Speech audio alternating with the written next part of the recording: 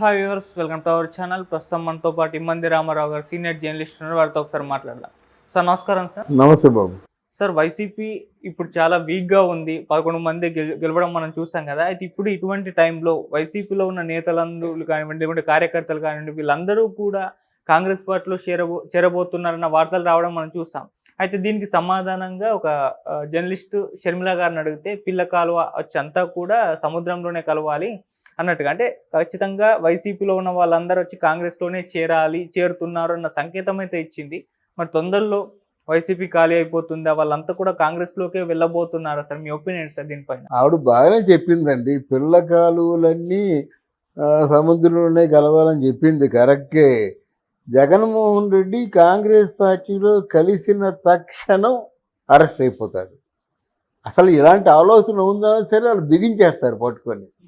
ఒక శిక్ష బదులు 10 శిక్షలు అనిపిస్తాడు. కనుక ఆ ఆలోచన జగన్మోహన్ రెడ్డి పెట్టుకోడు.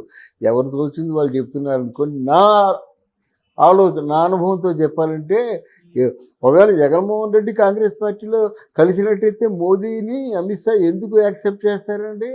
ఈయన చుట్టమా? కాలు పట్టుకున్నాడు, ఏదో వాళ్ళని లోపరుచుకున్నాడు, లేకపోతే ఈయన ఆయనకి లొంగిపోయాడు, ఏదో అది ఒక అండర్స్టాండింగ్ ఉండబట్టి ఇంతవరకు కాపాడుకుంటూ వస్తున్నారు. అది ప్రజలందరికీ తెలుసు. జగన్మోహన్ రెడ్డి ఎందుకు అరెస్ట్ చేయలేదు అనే విషయం ప్రజలందరికీ తెలుసు మాట. కానీ ఈ వార్తల్లో నిజం లేదు. ఒకవేళ జగన్మోహన్ రెడ్డి మీద కేసులన్నీ పూర్తిగా దేవుడి దేవాల క్లియర్ అయిపోయి మళ్ళీ మామూలుగా ఈ పార్టీలు తీసి పక్కన పెట్టండి. పార్టీలు అంటే మళ్ళీ వాచిపోతుంది ఆయనకి. ఇప్పుడు కొత్తగా బీజేపీలో కలుసుకుందాం అని ఆలోచన ఉండొచ్చు, ఆయన యాక్సెప్ట్ చేయడు.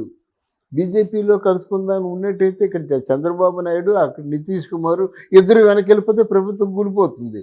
దీనికి ఎన్ని ఉన్నాయండి ఎంపీలు? 3 ఎన్నో ఉన్నాయి. అర్థమైందా? ఆయనకి దారులు కనబడటం లేదు. ఈ దారులు కనిపించకంటే నోటుకు వచ్చింది ప్రజలు గుడ్డిగా నమ్ముతారు కదా. ప్రజలకి ఏదో మనం సర్ది చెబుదామన్న ఆలోచనతో తప్పు మీద మరో తప్పు చేస్తున్నాడు జగన్మోహన్ రెడ్డి. అంతేగాని ఆలోచించి రాజకీయంగా ఆయన అడుగులు వేసినటువంటి ఎక్కడ పద్ధతి కనబడటంలా. సార్, ఇప్పుడు షర్మిల గారి అంటున్నారు కదా, మరి చేరబోతున్నారు అని చెప్పేసి. అంటే ఆమెకు ఒక ఐడియా ఉంటుంది, మరి వైసీపీ కార్యకర్తలు నేతలు వస్తున్నారు అని చెప్పేసి. మరి అది కుదరదు అని మీరు అంటున్నారు, ఎలా అంటారు సార్? ఇప్పుడు మాట చెప్పమంటారా? కాంగ్రెస్ పార్టీ ఇక్కడ ఆంధ్రదేశంలో కొన్నాళ్ళు కనుమరుగైపోద్దండి. ఎందుకంటే కాంగ్రెస్ పార్టీలో ఇక్కడ జవసత్వాలు వచ్చి 1-2 సీట్లు గెలుచుకుంటే పర్వాలేదు. కానీ ఇక్కడ కాంగ్రెస్ పార్టీ ఉంటే ఏముందండి? ఇక్కడ జగన్మోహన్ రెడ్డిని ఇంకా తిట్టడానికి తిట్లు లేవు. పోనీ చంద్రబాబు నాయుడిని, పవన్ కళ్యాణ్ని తిట్టడానికి ఆవిడ నోరు రాదు. అర్థం చేసుకున్నారా? ఉండి ఏదో పార్టీని ఎండగట్టాలి కదా, తన పార్టీని పెంచుకోవాలా కదా. పెంచుకోవాలంటే ఆవిడ కానీ మనుషులు లేరు, ఎవరు వస్తారు? వాళ్ళ ప్రేమ కొద్దీ కేవీఎస్ వాళ్ళ నాన్నగారంటే ప్రాణం కదా. కేవీపీ రామచంద్రరావు గారు ఆయన వచ్చాడు. తులసిరెడ్డి నిజాయితీపరుడు కాంగ్రెస్ పార్టీలో. వాళ్ళు ఎవరో రఘువీరారెడ్డి ఇట్లాంటి వాళ్ళు 3 ఉన్నారు కదా. కానీ మిగతా స్టేజీ మీద ఉన్నంత మందైనా కింద లేరు కదా. స్టేజీ మీద 10-15 మంది నిలబడ్డారు, ముందు ఎవరు లేరు అక్కడ జనాలు. కనుక నా ఉద్దేశంలో కాంగ్రెస్ పార్టీ కూడా కష్టం ఇప్పుడు రావడం ఏంటంటే, పవన్ కళ్యాణ్ నిజంగా మోదీ అన్నట్టుగా ఒక ఉప్పెన అలాగొచ్చాడు. వీటికి అంత వాక్యాతి ఉన్నాయి. అంటే ముందు ఏంటంటే పొరపాటు చేసింది వీళ్ళిద్దరూ అంతకి స్టూప్ డౌన్ అవ్వకూడదండి. జగన్మోహన్ రెడ్డి చేసిన తప్పు, షర్మిల చేసిన తప్పు. వ్యక్తిగతమైన నిందారోపణలతో ఇంకా తిట్టుకోవడానికి ఏం తిట్లు మిగలేదు వాళ్ళకి. అంతకంటే దిగజారలేరు అన్నమాట. కనుక వాళ్ళ మీద ఇంట్రెస్ట్ ఉండదు. ప్రజలకు కూడా అమ్మ నీ సంగతి అంతా తెలుసు అనుకుంటారు అన్నమాట. అందుకే కాంగ్రెస్ పార్టీ మనుగడ కష్టం. ముందు అసలు ఈ నదులన్నీ పిల్లకాయలన్నీ నదుల్లో కలిస్తే కరెక్టే. సముద్రం కొన్ని నదుల్ని తిరస్కరిస్తుంది తెలుసా? 6 మాసాలు చూసిన తర్వాత కలుపుకుంటుంది. అదే బీను పొట్టలో ఉండేవాళ్ళం మేము. దాన్ని ఉప్పుటేరు అంటారన్నమాట. కొన్నింటిని కలుపుకోదు. అంటే సముద్రం తాలూకు ఆ క్వాంటిటేటివ్ పవర్ వచ్చినంత వరకు, క్వాలిటేటివ్ పవర్ వచ్చినంత కలుపుకోదు, ఉప్పుటేర్లుగా మిగిలిపోతాయి. అందువల్ల సముద్రం అన్ని పిల్లకాయలనే కలుపుకోదండి.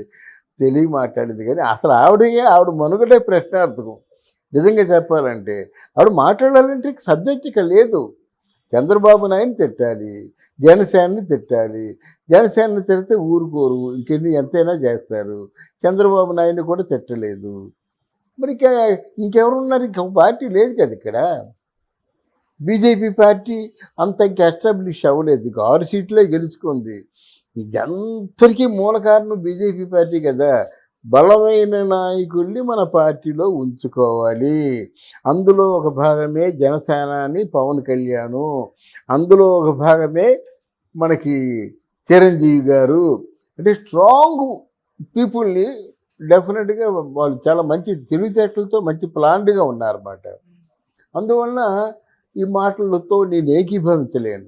కానీ సార్, షర్మిల గారి స్టేట్మెంట్ చూసుకుంటే వైసీపీ పార్టీని పూర్తిగా ఏపీలో లేకుండా చేయాలన్న ఆలోచన అయితే ఆమెకు ఉన్నట్టుగా కనిపిస్తుంది. అసలు ఎందుకు అన్న పార్టీని ఆ విధంగా చేద్దామన్న ఆలోచనతో ఉంది? ఈవిడ వైసీపీ పార్టీని ఏ అధికారంతో లేకుండా చేస్తుంది చెప్పండి. 2 మార్గాలు ఉన్నాయి. వైసీపీ పార్టీలో ఉన్నటువంటి 11 మందికి 1100 కోట్లు ఇవ్వగలదా? ఒకటి. లేదా వాళ్ళకి నీ వల్ల ఏవైనా ప్రయోజనాలు ఉన్నాయా? ఏ ప్రయోజనాలు లేకుండా ఎందుకు వస్తారు? 2. 3 అసలు నీ ఉనికి ఎవరికి తెలీదు. ఈ రాజశేఖర రెడ్డి బిడ్డ అంటే ఆయన మాటలు విన్నారు, ఈవిడ మాటలు విన్నారు, ఇద్దరు పరువు తీసుకున్నారు. ఇంకా పరువు తీసుకోవడానికి ఏం మిగలలేదు. లేదు, రేపొద్దు ప్రజల్లోకి వెళ్ళినప్పుడు కూడా ఇంకేమి లేదు, నువ్వన్న మాటలన్నీ గుర్తుకొస్తాయి. ఆవిడకే లేదు. కానీ ఒకటి, ఎవరైనా ప్రత్యర్థులేమో పూర్తిగా నేలమట్టం చేయాలని మొన్న వైఎస్ఆర్ పార్టీ అనుకోలేదా? అలాగే వీళ్ళు అనుకుంటే అనుకోవచ్చు. అది వీళ్ళు కూడా వాళ్ళగా డంకా బనాయించి చెప్పడం కాకుండా కన్విన్సింగ్గా, లాజిక్గా, సైంటిఫిక్గా చెప్పాలి. ఈరోజు ప్రజలు చాలా తెలివైన వాళ్ళండి. నేను మీతో ఆ మాట చెప్పాను అనుకోండి, అది మీకు నచ్చపోతే యాక్సెప్ట్ చేయరు. అది మనం తెలుసుకోవాలి ఫస్ట్. ఇప్పుడు కొడాలి నాన్న మాటలు విని ఎవడైనా యాక్సెప్ట్ చేస్తాడా? అంబటి రాంబాబు మా ఉపన్యాసం వింటారా? రోజా మాటలు వింటారా? టక్మని కట్టేస్తారు అంతే. కొడాలి నాన్నగారు మాటలు వింటారా? అందువల్ల వాళ్ళ మీద ఒక ముద్ర పడిపోయింది. వాళ్ళకి నాయకులుగా చాలామంది అవ్వలేరు.